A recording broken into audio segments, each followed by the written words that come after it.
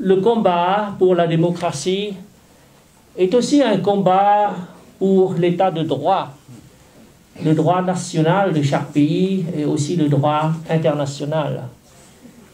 Quand un pays est dirigé par un gouvernement démocratique, ce pays ne va pas provoquer des voisins, ne va pas entreprendre une politique expansionniste, ne va pas mettre en danger la paix du monde.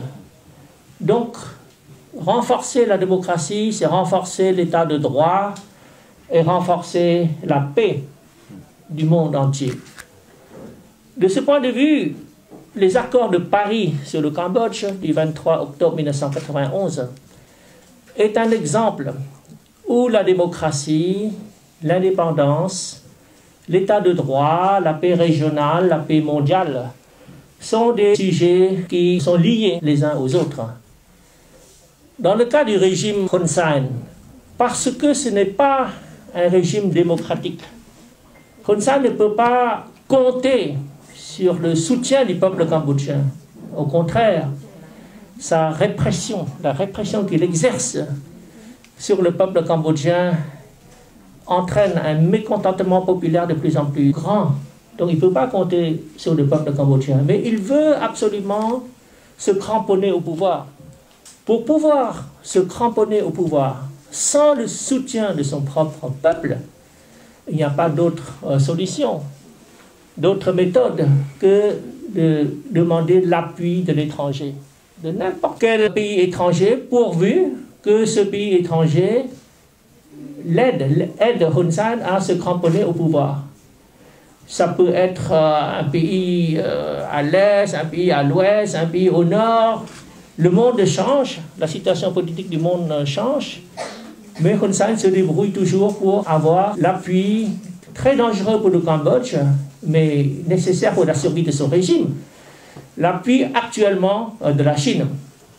Et la Chine ne va pas aider Hun Sen gratuitement, sachant que le Cambodge occupe une position stratégique qui permet à la Chine de mener sa politique expansionniste. Donc la Chine exige en retour de son soutien au régime Hun Sen le soutien du Cambodge à sa politique expansionniste. Là où je veux en venir, c'est qu'en rétablissant la démocratie au Cambodge, s'il y a un nouveau régime démocratique au Cambodge qui aura le soutien de la population cambodgienne, ce régime n'aura pas besoin d'avoir un soutien étranger. Au contraire, il saura mesurer le danger d'un soutien étranger qui n'est jamais désintéressé. Donc normalement, le soutien de son propre peuple doit suffire. C'est pour ça que les accords de Paris mentionnent clairement, exigent que le Cambodge respecte un régime de type démocratie libérale pluraliste. Une fois que nous aurons mis en place un tel régime, nous allons exiger l'indépendance du Cambodge. On veut être amis avec tous les pays du monde entier, mais on ne veut être assujetti à aucun pays. Et surtout, on ne veut pas que notre pays serve de base à un pays étranger pour servir la politique d'agression de ce pays à l'encontre d'autres pays et des pays voisins. Donc la situation internationale est favorable pour une réactivation des accords de Paris. C'est que ça ne concerne pas seulement les Cambodgiens qui demandent la démocratie. Ça concerne le respect de l'état du droit, au Cambodge d'abord, et le respect du droit international. Or, c'est la Chine actuellement qui ne respecte pas le droit international, qui foule aux pieds les droits de la mer, qui mène une politique expansionniste à coups de crayon sur la carte en 9 traits. Elle s'attribue toute l'étendue de la mer de la Chine du Sud. Donc, et c'est vraiment dommage, c'est dangereux pour toute la communauté internationale que le Cambodge de Hun Sen appuie cette politique expansionniste de la Chine.